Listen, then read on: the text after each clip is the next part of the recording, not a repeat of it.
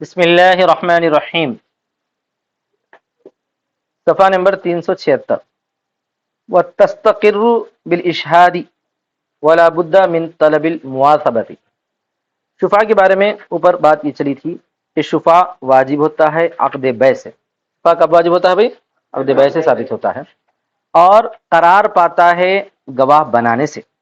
قرار پاتا ہے گواہ بنانے سے، اور ضروری ہے طلب مواسبہ، یعنی یہ تمام چیزیں اس کے اندر ہونا چاہیے۔ پہلی بات تو یہ کہ بیع ہونی چاہیے، دوسری بات یہ ہے کہ انہوں گواہ بنانا، یعنی شفیع کہ میں جو ہے شفیع کا دعوے دار ہوں کہہ کے، اور دوسری بات یہ ہے کہ جو ہے تیسری بات یہ ہے کہ انہیں طلب مواسبہ بھی کرنا، وہ قاضی کے پاس جانا، چوتھی بات ہے طلب مواسبہ۔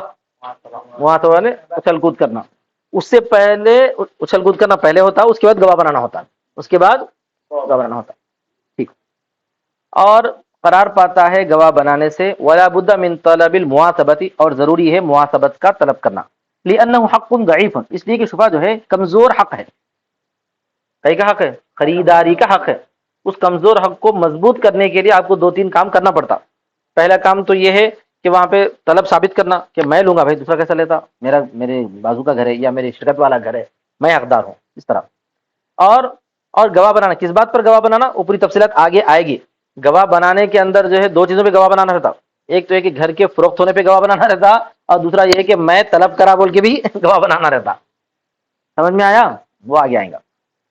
اس لیے کہ وہ حق ضعیف ہے، باطل ہو جاتا ہے اعراض کرنے سے۔ اعراض کرنا مطلب یہ کہ اس طرف توجہ نہ دینا، نظر انداز کر دینا، رخ پھیر لینا، یہ سب آتا اعراض میں۔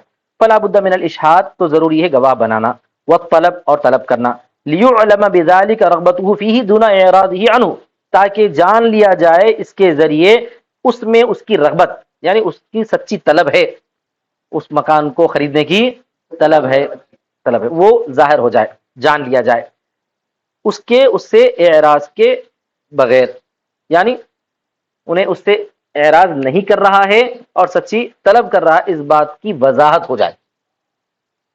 سمجھ میں آ گیا؟ واضح ہو جائے۔ کس سے واضح ہو جائے گی؟ وہ طلب کرنے سے ہوگی اور گواہ بنانے سے ہوگی، تاکہ جان لیا جائے اس کا اس میں رغبت رکھنا، اس سے رغبت نہ رکھنے سے۔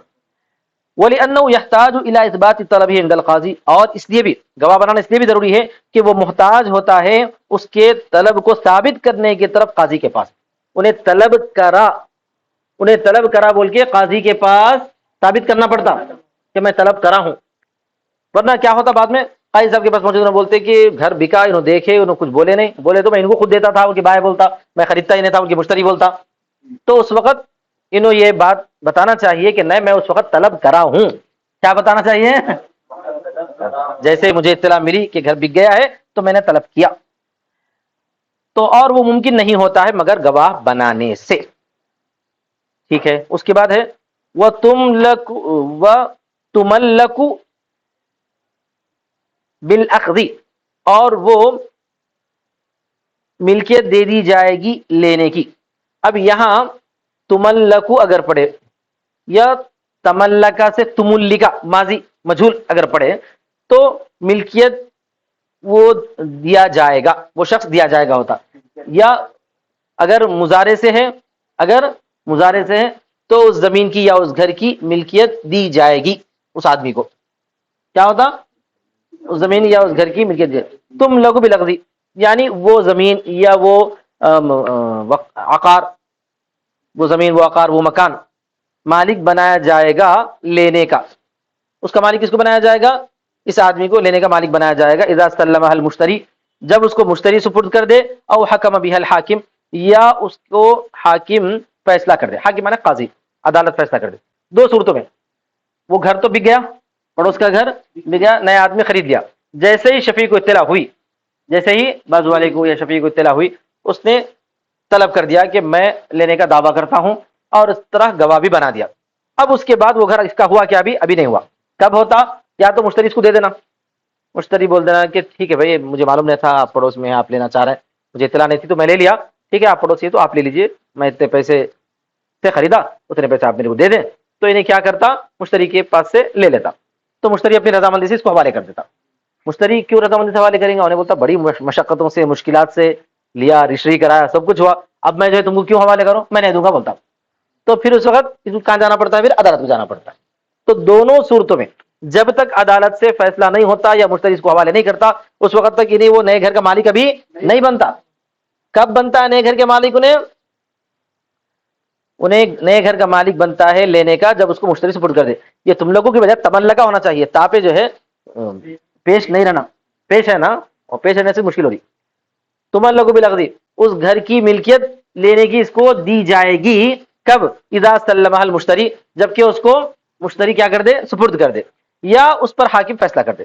لأن ملک للمشتری، اس لیے کہ ملکیت کس کی ہے؟ مشتری کی ہے. بایا تو بیچ دیا، ہٹ گیا، اس کے ساتھ والا بیچ کے ہٹ گیا، اب ملکیت کس کی ہے؟ فی الحال مشتری کی ہے. قد تم، پوری ہو چکی ہے. فلا ينتقل الى الشفیع الا بالتراضی او قضاء القاضی، تو وہ منتقل نہیں ہوگی شفیع کی طرف مگر یا تو رضامندی سے، آپس کی رضامندی سے، یعنی انہیں دے دینا، پیسے لے لینا تو انہیں مالک بن جاتا، او قضاء القاضی، یا پھر قاضی کے فیصلے سے. کما فی الرجوع فی الہبہ، جیسا کہ ہبہ میں رجوع کرنا. ہبہ میں رجوع کرنا بھی ہو سکتا ہے. ہبہ ہم کسی کو تحفہ دے دینا، تحفہ دینے کے بعد اگرچہ کہ حدیث میں اس کو کیا کہا گیا ہے؟ حدیث میں کتے کی عادت کہی گئی ہے کہ کتا کیا کرتا ہے؟ پہلے قے کرتا ہے پھر واپس چاٹتا ہے. تو اسی وجہ سے جو ہے ہبہ دے کر کسی کو واپس لینا ناپسندیدہ ہے. لیکن اسی حدیث سے یہ بھی معلوم ہوتا ہے کہ اس طرح واپس لیا بھی جا سکتا ہے. ہوتا نہیں ہوتا؟ وہاں ہبہ میں رجوع کرنے کی بھی دو شکلیں ہیں. ہبہ میں رجوع کرنے کی بھی دو شکلیں ہیں. جس کو ہم ہبہ کر دیے موہوب لو، اس کو بول دیے بھائی ہم دے دیے تھے لیکن اب واپس دے دو، اب ہم نہیں دینا چاہ رہے، تو انہیں کیا کر دینا؟ خاموشی سے دے دینا. انہیں بولتا ارے دے دیے، دے دیے، ہو گیا، ڈسمس کلوز، سمجھ میں آ گیا نا معاملہ، چیپٹر ختم ہو گیا، اب میں نہیں دوں گا واپس. تو پھر انہیں کیا کرنا؟ واحد عدالت میں جانا، جا کے بولنا میں دے دیا بھائی لیکن اب مجھے خیال آ رہا کہ میں نہیں دینا چاہیے تھا، دوسروں کے ساتھ زیادتی ہو رہی، ان کو دیے تو میں برائے مہربانی آپ کیا کرو مجھے واپس لے کے دلا دو. تو قاضی صاحب کیا کرتے؟ اس کو بلاتے، پھر پوچھتے، واپس دلائے دے. سمجھ میں آ گیا؟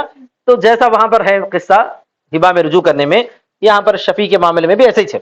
مشتری کی ملکیت ہے، اگر مشتری خود شفیع کو حوالے کرنا چاہتا ہے پیسے لے کر تو دے سکتا، قاضی تک جانے کی نوبت نہیں آتی. مگر مشتری حوالے کرتا کیوں؟ عام طور پہ نہیں کرتے، مطلب میں خرید لیا ختم، اب میں نہیں دیتا ہوں بولتے، تو اس وقت میں پھر قاضی کی نوبت آتی ہے. وَتَظْهُرُ فَائِدَتُهُ فِيمَا، آپ بولیں گے چاہے یہ دو، چاہے جو ہے انہیں مالک بنا اب یا تھوڑی دیر سے بنے گا، فرق کیا پڑتا ہے؟ فرق یہ پڑتا ہے کہ اس دوران اگر کچھ کام ہوا ایسا، اس دوران ایسا کچھ کام ہوا تو اس وقت ملکیت کس کی سمجھی جاتی؟ مشتری کی سمجھی جاتی ہے. اس کی کچھ مثالیں دیکھیں نا. جیسے انہیں دعویٰ کرا، ایک آدمی تھا، اس کے پڑوس میں ایک گھر تھا، پڑوس کا گھر بکا، ایک خریدار خرید لیا، خریدتے انہیں دعویٰ کرا اور گواہ بھی بنا لیا کسی کو، میں لوں گا بول کے طلب محاسبت کرا، طلب ارشاد بھی کرا، گواہ بنانا. دونوں کام کرنے کے بعد اب اس کا گھر ہوا کیا؟ نہیں ہوا. اس دوران جو ہے اس کا انتقال ہو گیا، اس کا انتقال ہو گیا، تو اس گھر میں وراثت نہیں ہوں گی. کیوں نہیں ہوں گی؟ اس لیے کہ اس کا گھر نہیں بنائی. سمجھ میں آ گیا نا؟ اس کا گھر اگر ہوتا تو وراثت ہوتی تھی اس میں، اس کا گھر نہیں ہونے کی وجہ سے اب وراثت نہیں ہوگی. ایک مثال وہ دیتے ہیں. اسی طرح پر دوسری مثال یہ دیتے ہیں کہ اس دوران ابھی انہیں مثال جب یہاں ایک گھر ہے، یہاں ایک گھر ہے، یہاں ایک گھر ہے، یہ گھر اس آدمی کا ہے شفیع کا، یہ گھر بکا ہے، تو شفیع نے جو اس گھر کا دعویٰ کر دیا تھا لیکن ابھی اس کو ملکیت ثابت نہیں ہوئی. اسی دوران یہاں ایک گھر ہے، وہ گھر بکا، تو وہ گھر میں انہیں دعویٰ کر سکتا کیا شفیع کا؟ نہیں کر سکتا. ابھی کیوں نہیں کر سکتا؟ اس لیے کہ گھر کا مالک بنا ہی نہیں. یہ گھر کا مالک بننے کے بعد پھر وہ گھر پہ دعویٰ کر سکتا تھا. آیا سمجھ میں؟ تو یہ دو چیزیں ہو گئی. اسی طرح پر جو ہے اور ایک صورت یہ بھی ہو سکتی ہے،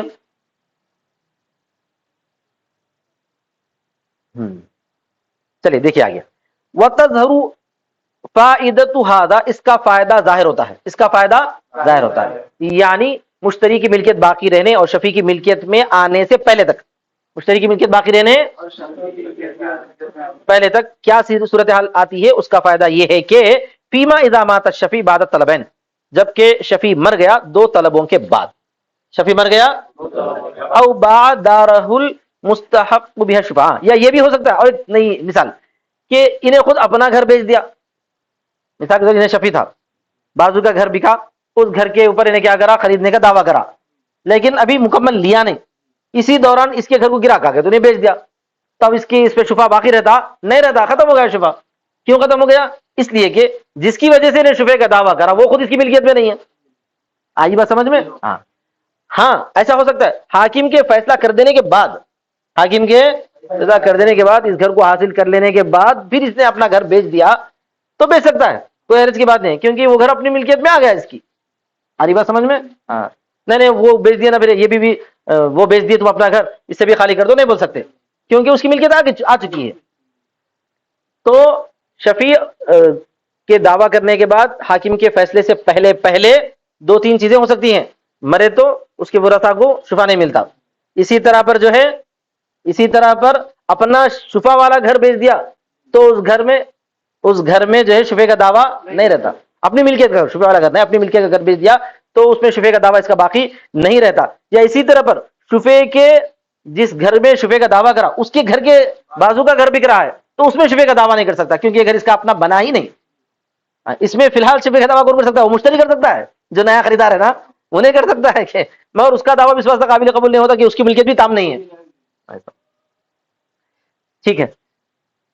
جب شفیع مر گیا دونوں طلبوں کے بعد، یا بیچا اپنا وہ گھر جس کے ذریعے انہیں شفے کا مستحق ہو رہا ہے. المستحق بھی ہے شفا تھا، کیا ترجمہ ہے؟ جس کے ذریعے وہ شفے کا مستحق ہو رہا ہے. یا تیسری بات، او بیا دارن بجنب الدار المشفوعہ، یا بیچا گیا گھر مشفوعہ گھر کے بازو میں، یہاں والا سمجھ میں آ گیا نا؟ ہاں. قبل الحکم الحاکمی او تسلیم المقاسمی، حاکم کے فیصلے سے پہلے یعنی قاضی فیصلہ کرنا، او تسلیم المقاسمی یا مقاسم یعنی فریق. کون فریق ہے؟ فی الحال مشتری ہے فریق، فی الحال مشتری ہے فریق کے سپرد کرنے سے پہلے لا تورث عنہ فی الصورۃ الاولی، پہلی صورت میں اس کی وراثت نہیں چلے گی. یہ تینوں مثالوں میں پہلی مثال کیا تھی؟ وراثت والی. اس شفیع کے بچے مر گئے، شفیع مر گیا تو بچے جو ہے اس گھر میں وارث نہیں بنیں گے. اچھا وارث بنیں گے تو کب بنیں گے؟ پیسے دیے تو بنیں گے نا بھائی، مگر کم سے کم مکان تو نہیں رہیں گا، صرف پیسے رہیں گے باقی. پہلی صورت میں وارث نہیں بنیں گے. وَتَبْطُلُ الشُّفَعَةُ فِي الثَّانِيَةِ، دوسری صورت میں اس کا شفا باطل ہو جائے گا کیونکہ انہیں جس وجہ سے شفے کا دعویٰ کر رہا تھا وہی وجہ ختم ہو گئی. گھر بیچ دیا تو، اپنا گھر بیچ دیا تو جس وجہ سے شفے کا وہ وجہ ختم ہو گئی. وَلَا يَسْتَحِقُّهَا فِي الثَّالِثَةِ، اور تیسرے میں انہیں مستحق نہیں بنے گا، یعنی وہ بازو والے گھر میں شفے کا مستحق نہیں بنے گا. کیوں نہیں بنے گا؟ کیونکہ جو ہے ابھی وہاں تک اس کی ملکیت اس گھر میں آئی نہیں. اس گھر میں ملکیت آئی تو پھر اس کے بعد گھر بک رہا تو اس میں ملکیت کا دعویٰ شفے کا دعویٰ کر سکتا ہے. بولیے.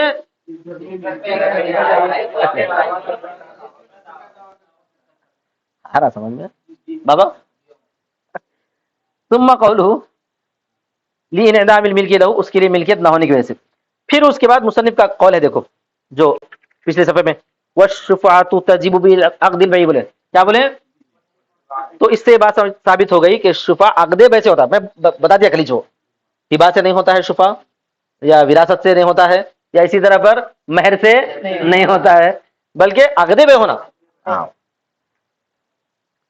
ثم قوله تجب بعقد البيع بیان انه لا يجب الا عند معاوضة المال بالمال. پھر مصنف کا قول تجب بعقد البيع جو ہے نا، یہ بیان ہے اس بات کا، کہ وہ واجب نہیں ہوتا، یعنی شفے کا ثبوت نہیں ہوتا مگر مال کا معاوضہ مال کے ساتھ ہو، مگر یعنی بے ہو، باضابطہ بے، کیا ہو؟ بے ہو. وراثت میں اگر گھر مل گیا کسی کو، نہیں میرے گھر کے بازو کا تمہارے وراثت میں کیسا ملتا مجھے چاہیے، نہیں بول سکتا. سمجھا؟ کوئی کسی کو ہدیہ میں دے دیے، مہر میں دے دیے، یا اسی طرح وقف کر دیے تو بھی اس میں شفا نہیں ہوتا. علامہ نبین انشاءاللہ، جیسا کہ ہم آگے بیان کریں گے، آگے بہت ساری تفصیلات آتی رہتی ہیں. یہ تو شفے کے بنیادی احکامات تھے، یہی اصل ہے میری اس کتاب میں. بلکہ جتنی چیزیں آ رہی نا وہ سب سر کا درد ہے، یہی چیز اصل آ گئی جو اب تک ہو چکی ہے. آخر دعوانا الحمدللہ رب العالمین.